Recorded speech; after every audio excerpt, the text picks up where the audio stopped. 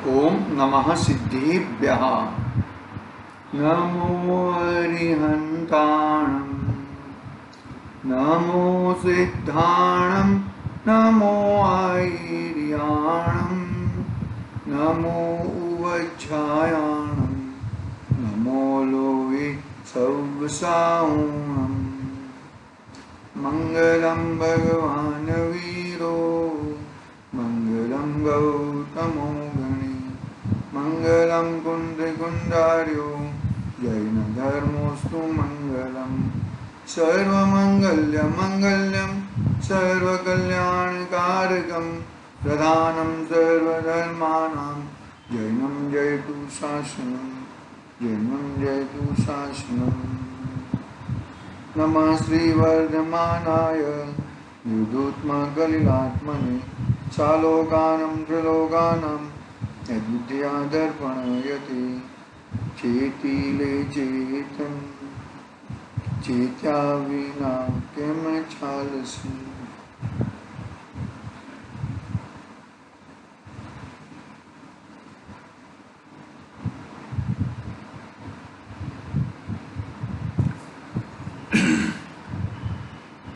आज श्री रत्नाकरण सावकाचार्य नामक महान ग्रंथ हमारे सामने विराजमान हैं।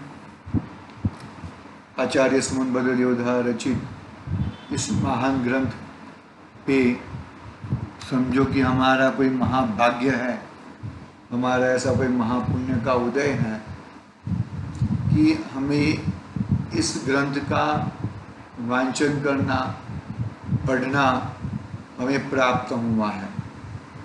हमारी इतनी बुद्धि, इतनी रुचि खिली है, नहींतर ये जीव यूं ही ये जीवन बर्बाद कर देता है। संगनी पंचेंद्रियपना मिला है लेकिन यूं ही चला जाता है, जैसे कि वो जन्मा ही ना हो।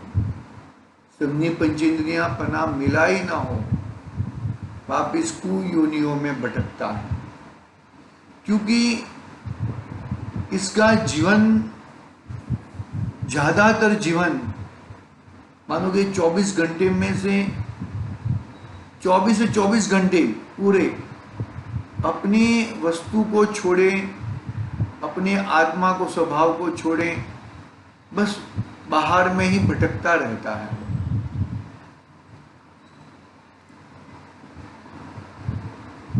जीवन सुधारना है, जीवन में आकुलता कम करनी है, अपने स्वभाव को पकड़ना है, वस्तु को पकड़ना है। स्वभाव का मतलब क्या कि आत्मा का स्वभाव जानना, देखना है ना, वो स्वभाव है, और कोई स्वभाव नहीं है भैया। ये स्वभाव को कोई पकड़ेगा, स्वभाव को कोई समझेगा तो ही उसका कार्य होएगा। आगे देखते हैं। कल तक तो अपने उत्तम ब्रह्मचर्य व्रत का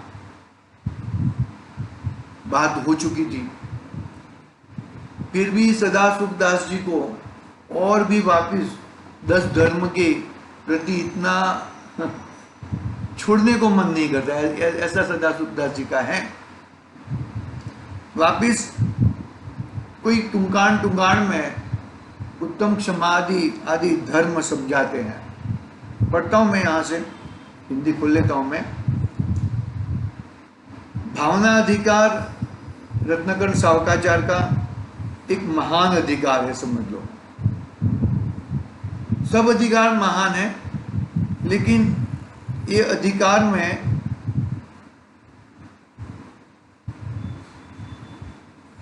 अपने परिणाम, अपने भाव किस प्रकार के होने चाहिए और किस प्रकार से अपने भावों से अपना कार्य होता है, वो बात आचार्य देव यहां पे बताने वाले हैं।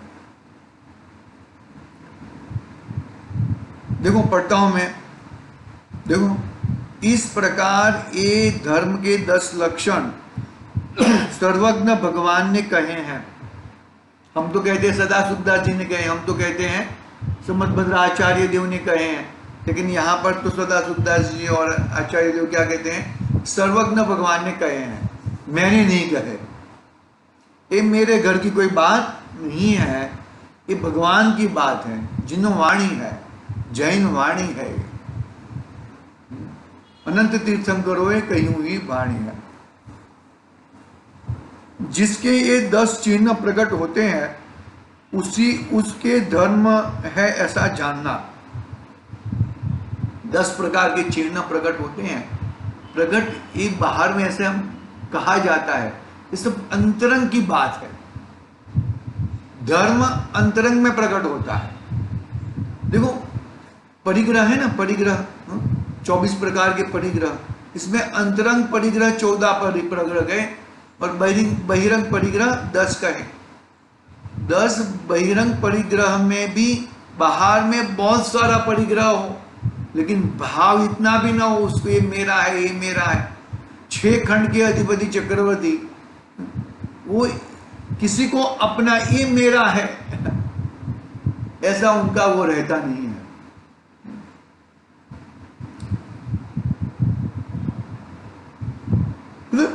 किसी के ऊपर ममत्व भाव, ये मेरा है, ऐसा ममत्व भाव उनका रहता नहीं है।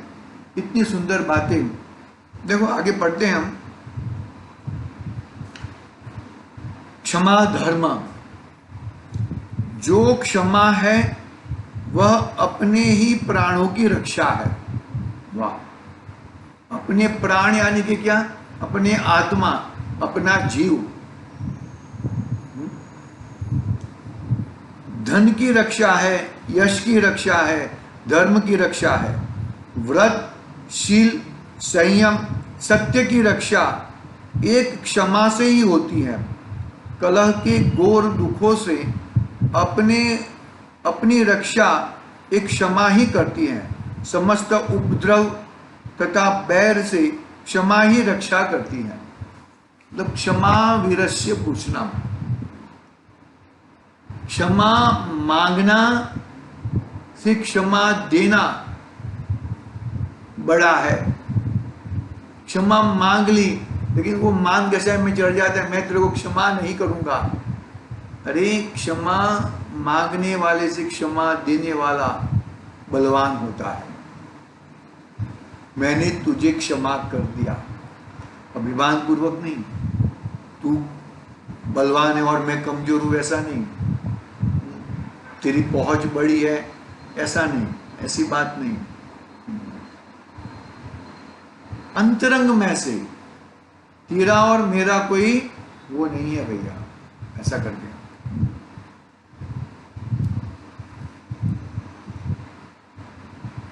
जो क्षमा है वह अपने ही प्राणों की रक्षा है, धन की रक्षा है, यश की रक्षा है, धर्म की रक्षा है। व्रत, शील, संयम, सत्य की रक्षा एक क्षमा से ही होती है।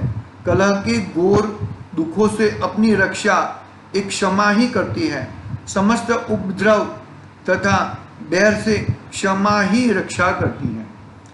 क्षमा के अलावा और कोई क्षमा ही क्षमा है। देखो आगे कहते हैं, क्रोध है वह धर्म, अर्थ, काम, मोक्ष का मूल से ही नाश करने वाला है। देखो धर्म का नाश करता है, अर्थ यानी कि रुपये पैसे का नाश करता है, काम का नाश करता है, मोक्ष का नाश कर देता है क्रोध। देखो क्रोधी अपने ही प्राणों का नाश करता है। क्रोध से प्रचंड रौद्र ध्यान प्रकट होता है। क्रोधी एक क्षण मात्र में आत्मघात करके मर जाता है। कुएं में, बावड़ी में, तालाब में, नदी में, समुद्र में डूबकर मर जाता है। शस्त्रघात, विषभक्षण, जंपापात आदि अनेक कुकर्म करके आत्मघात कर लेता है। क्रोधी में अन्य को मारने की दया नहीं होती। वह अपने पिता को, पुत्र को, भाई को, मित्र को, स्वामी को, सेवक को, गुरु को एक क्षण मात्र में मार डालता है। क्रोधी घोर नरक का पात्र है। क्रोधी क्या है? घोर नरक का पात्र है। क्रोध महाभयंकर है, समस्त धर्म का नाश करने वाला है। क्रोध के सत्य वचन नहीं होते, वह तो अपने को, पर को, संभाव को, धर्म को जला देने वाला कुवचन रूप अग्नि को ही उगलता है। क्रोधी वह धर्मात्मा, शील, संयमी, शीलवान मुनि तथा श्रावकों को चोरी व अन्याय के झूठे दोष कलंक लगाकर दूषित करता है। क्रोध के प्रभाव से कुज्ञान हो जाता है, आचरण विपरीत हो जाता है, श्रद्धान भ्रष्ट हो जाता है, अन्याय की प्रवृत्ति हो जाती है, नीति की नाश हो जाता है, अत्यंत हठी होकर विपरीत मार्ग का प्रवर्तक हो जाता है, निदान बांध देता है। क्रोध से ज्यादा निदान, मैं तेरा ऐसा कर दूंगा, वो क्रोध से और विकराल स्वरूप है। अभी तो मैं कमजोर हूं, लेकिन मैं बलवान होके तेरा सर्वनाश करूंगा, और वैर बढ़ा देता है। नीति का नाश, अत्यंत हठी होकर विपरीत मार्ग का प्रवर्तक हो जाता है, धर्म अधर्म, उपकार अपकार के विचार रहित कृतज्ञ हो जाता है। अतः यदि तुम वितराग धर्म को चाहते हो तो कभी क्रोध भाव को प्राप्त नहीं करो। क्रोध भाव को कभी प्राप्त नहीं होना चाहिए, कभी क्रोध नहीं होना चाहिए भैया। क्रोध करके क्या करोगे? क्रोध करके तुम्हारा ये जन्म भी बिगड़ता है, अगला जन्म भी बिगड़ता है। क्षमा को धारण करो, उत्तम क्षमा धर्म को धारण करो। क्षमा ही वीरस्य भूषणम है। आगे, मार्दव धर्म। मार्दव अर्थात कठोरता रहित कोमल परिणाम। जीवों में गुरुओं की बड़ी कृपा रहती है। मार्दव परिणामी को साधु पुरुष भी साधु मानते हैं। मार्दव परिणामी को साधु पुरुष भी साधु मानते हैं। कठोरता रहित पुरुष ही ज्ञान का पात्र होता है। कठोरता, कठोर दिल वाला नहीं, अंदर का हृदय पिघल जाता है उसका, किसी का दुख नहीं देख सकता वो, सबको कहता है अरे भाई शांत हो जा भाई, ऐसा इतना गुस्सा मत कर, इतना गुस्सा अच्छा नहीं है, वगैरह वगैरह। बहुत ही क्या बताए उस बात को, उसके बाद को। कोमल परिणाम, मान रहित कोमल परिणामी को जैसा गुण ग्रहण कराना चाहे तथा जैसी कला सिखाना चाहे वह वैसी ही कला व गुण सीख लेता है। समस्त धर्म का मूल, समस्त विद्याओं का मूल विनय है। विनयवान सभी को प्रिय होता है। अन्य गुण जिसमें नहीं हो वैसा पुरुष भी विनय गुण से मान्य हो जाता है। विनय परम आभूषण है। कोमल परिणामी में ही दया भाव रहता है। मार्दव से स्वर्गलोक की अभ्युदय संपदा तथा निर्वाण की अविनाशी संपदा प्राप्त हो जाती है। शांति रखना, हम ऐसे भी जीवन में भी शांति रखनी चाहिए। लौकिक जीवन भी शांतमय होना चाहिए। आकुलता, भागना दौड़ना, लोग तो कहते हैं कि हमें 2 वक्त की रोटी खाने के लिए भी समय नहीं है, तो फिर कमाते क्यों हो भाई? इतना समय बर्बाद करते हो 2 वक्त की रोटी खाने का, मरने की फुर्सत नहीं है हमें, तो फिर क्यों भाई? ऐसा होता है भैया। आगे बढ़ते देखो, कोमल परिणामी को शिक्षा नहीं लगती, शिक्षा होती नहीं उसको, कोमल परिणाम को, माफ करना, कठोर परिणामी को शिक्षा नहीं लगती।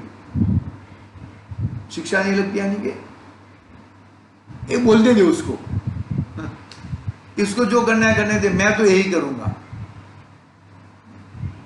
कितना भी सामने वाला रोता हो, करगलता हो, हाथ पैर जोड़ता हो, तो भी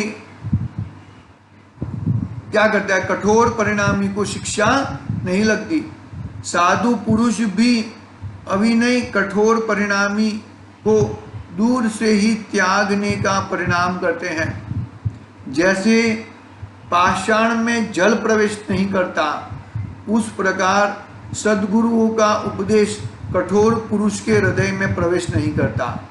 जो पाषाण काष्ठादि नरमाई लिए होते हैं, उनका तो बाल बाल बराबर भी जहाँ जैसा गढ़ाना चाहे, छिलना चाहे, वहाँ उतना बाल बराबर भी उतर जाता है, छिल जाता है, तथा जैसी सूरत की मूरत गढ़ाना चाहे वैसी ही बन जाती है।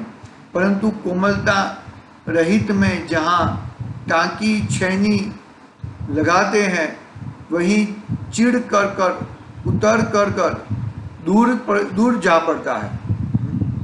ऐसा मारते हैं ना, टाँका छैनी लगाते हैं तो चिड़ कर कर उतर कर कर दूर जाके पड़ता है। शिल्पी के अभिप्राय अनुसार गढ़ाई में नहीं जाती, वैसे ही कठोर परिणामी को यथावत शिक्षा नहीं लगती। वो उसको कोई कुछ भी बोले, उसको कोई पढ़ी नहीं है, इतना कठोर परिणामी वो होता है। अभिमानी का समस्त लोग बिना किए ही बैरी हो जाता है। अभिमानी है ना, समस्त लोग अंदर से उसको बुरा कहते हैं।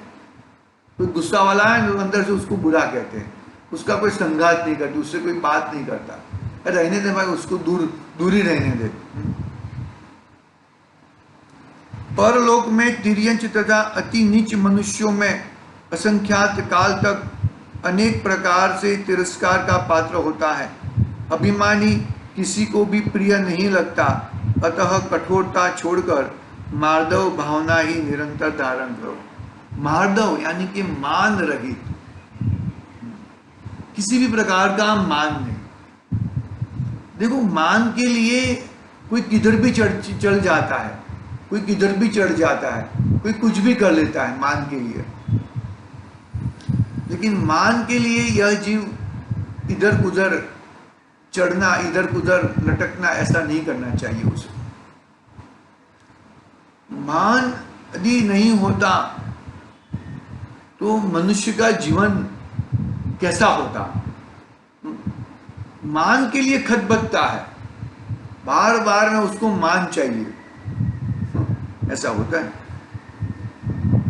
आर्जव धर्म, तीसरा धर्म, कपट सभी अनर्थों की मूल है। प्रीति तथा प्रतीति का नाश करने वाला है। कपटी में असत्य, छल, निर्दयता, विश्वासघात आदि सभी दोष रहते ही हैं। कपटी में गुण नहीं किंतु समस्त दोष ही रहते हैं। मायाचारी यहाँ अपयश को पाकर फिर नरक, तिर्यंच आदि गतियों में असंख्यात काल तक परिभ्रमण करता है। मायाचार रहित आर्जव धर्म के धारक में सभी गुण होते हैं। समस्त लोक की प्रीति तथा प्रतीति का पात्र होता है। परलोक में देवों द्वारा पूज्य इंद्र, प्रतीन्द्र आदि होता है। अतः सरल परिणाम ही आत्मा का हित है। वो कोमल परिणाम, और ये आर्जव यानी कि सरल परिणाम, मृदुता, और ये आर्जव यानी कि सरलता, कोमलता और सरलता। सरल स्वभावी होना चाहिए हमें,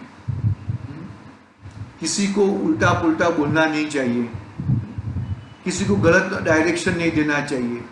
अपने को आता है, अपने को मालूम है तो बता देना चाहिए।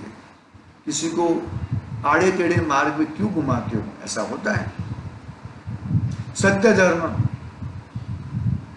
सत्यवादी में सभी गुण रहते हैं। सत्यवादी सदाकाल कपटादि दोष रहित होकर जगत में भी मान्यता को प्राप्त होता है तथा परलोक में अनेक देव, मनुष्य आदि उसकी आज्ञा अपने मस्तक के ऊपर धारण करते हैं। असत्यवादी यहाँ भी अपवाद, निंदा करने योग्य होता है। सभी की अप्रतीति का कारण है।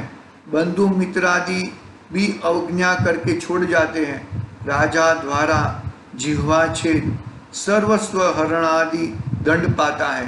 परलोक में तिर्यंच गति में वचन रहित एकेंद्रिय विकलता आदि में असंख्यात भव धारण करता है।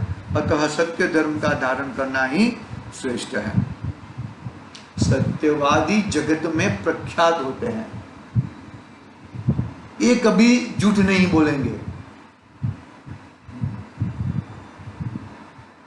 महाभारत में है ना, वो यहाँ पे टीवी में देखते, वो जो गुरु द्रोणाचार्य है ना, तो क्या कौन मर गया था? हाथी मर गया था ना, अश्वत्थामा हाथी का नाम था, मर गया था हाथी। और द्रोणाचार्य पूछने के लिए आए युधिष्ठिर को, सत्यवादी युधिष्ठिर को, युधिष्ठिर जी को।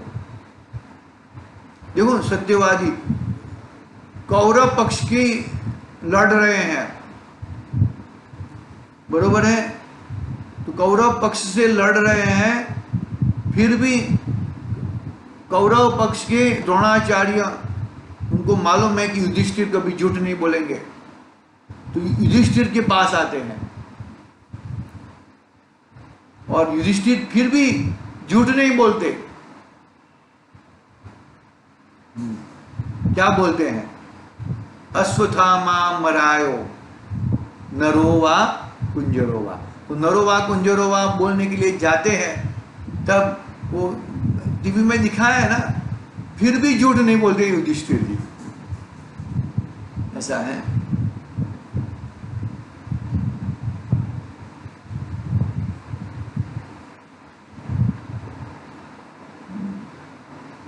पकड़ना बात को अच्छी तरह से भाई। सत्य धर्म महान धर्म है, और सत्य बोलने से पहले सत्य को समझना भी चाहिए, बराबर है। सत्य बोलने से पहले असत्य, कोई सत्य भी असत्य होता है। कैसा सत्य असत्य होता है? मानो कि कोई शिकारी हरण के पीछे गिरा पड़ा है शिकार करने के लिए, और यहाँ पर हम लोग सामने मिले या कोई मुनिराज मिले, वहां से दो रास्ता जाते हैं, दाहिना और डाबी और जमनी बाजू। तो वो शिकारी पूछता है, तो वो सत्य नहीं बोलते हैं, वो असत्य को भी सत्य कहलाता है। वो असत्य बोलते कि नहीं, हिरण इधर गया है तो ऐसा करेंगे, इधर गया है। वो असत्य बोले हैं, फिर भी वो सत्य कहलाएगा, क्योंकि उसके पीछे एक संज्ञी पंचेंद्रिय जीव के प्राण बचने योग्य है। उसका शिकारी का क्या होएगा? अरे शिकारी तो पाप करने के लिए आया था, वो उससे भी पापों से भी बचाया। शिकारी डबल कार्य होते हैं, उसका जीव भी बचता है और शिकारी का पाप भी बचता है। दोनों बाजू सत्य, वो असत्य में दोनों बाजू सत्य हो रहा है। मतलब सत्य है, फिर भी सत्य को सोच समझ के हमें बोलना चाहिए। शौच धर्म पढ़ते हैं, 3-4 मिनट है अपने पास। शौच धर्म, जगत में किसी का आचरण पवित्र होता है, जगत में जिसका आचरण पवित्र होता है वही पूज्य होता है। सूची अर्थात पवित्रता, उज्ज्वलता, क्रोध के अभाव में, मान के अभाव में कोमलता, क्रोध के अभाव में क्षमा, मान के अभाव में कोमलता यानी कि उत्तम मार्दव, माया के अभाव में सरलता यानी कि उत्तम आर्जव, असत्य के अभाव में उत्तम सत्य धर्म। और यहाँ पर लोभ के अभाव में शौच धर्म। देखो पढ़ते हैं हम, जगत में जिसका आचरण पवित्र होता है वह पूज्य होता है। शुचि अर्थात पवित्रता, उज्ज्वलता। जिसकी आहार विहार आदि समस्त प्रवृत्ति हिंसा रहित हो, हिंसा के भय से यत्नाचार सहित हो, अन्य के धन में इच्छा रहित हो, अन्य की स्त्री में वांछा कभी स्वप्न में भी नहीं हो, वही उज्ज्वल आचरण का धारक है। उसको ही जगत पूज्य मानता है।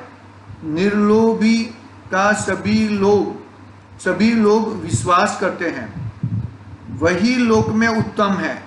उज्ज्वल लोक में उत्तम गति का पात्र है। लोभ रहित का बहुत उज्ज्वल यश प्रकट होता है। समझ में आ रहा है कि नहीं आ रहा है?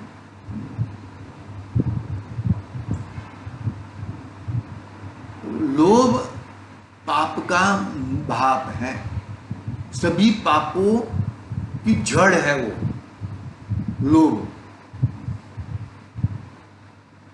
मिथ्या तो उल्टी मान्यता है, वो तो सबसे बड़ा पाप है, लेकिन लोभ भी पाप का भाव है। हिंसा, झूठ, चोरी, कुशील, परिग्रह, क्रोध, मान, माया, लोभ सबसे बड़ा पाप है। लोभ रहित बहुत उज्जवल यश प्रकटता है। निर्लोभ का सभी लोग विश्वास करते हैं, नहीं ये कुछ कर सकते नहीं है। लोभी महामलिन सभी दोषों का स्थान है। लोभी को निंद्य कर्मों से प्रीति होती है। लोभी को ग्राह्य अग्राह्य, खाद्य अखाद्य, कृत्य अकृत्य का विचार ही नहीं होता। यहाँ लोक में भी उसकी निंदा, धर्म से परांगमुखता, निर्दयता प्रकट देखते ही है। लोभी धर्म, अर्थ, काम को नष्ट करके, कुमरण करके दूर गति में चला जाता है। लोभी के हृदय में सद्गुणों को कोई स्थान नहीं रहता। लोभी को इस लोक में तथा परलोक में अचिंत्य क्लेश व दुख प्राप्त होता है। अतः शौच धर्म का धारण करना ही श्रेष्ठ है। उत्तम शौच धर्म। 5 धर्म हो गए थे, वापिस सदा सुखदास जी ने वापिस उसका छोटा छोटा और विवेचन चालू। शॉर्ट वीडियो को सबको पसंद है ना, तो शॉर्ट में सदा सुखदास जी बताते हैं। अपने तो सब वीडियो 30-30 मिनट, मैक्सिमम 30 मिनट के ही होते हैं।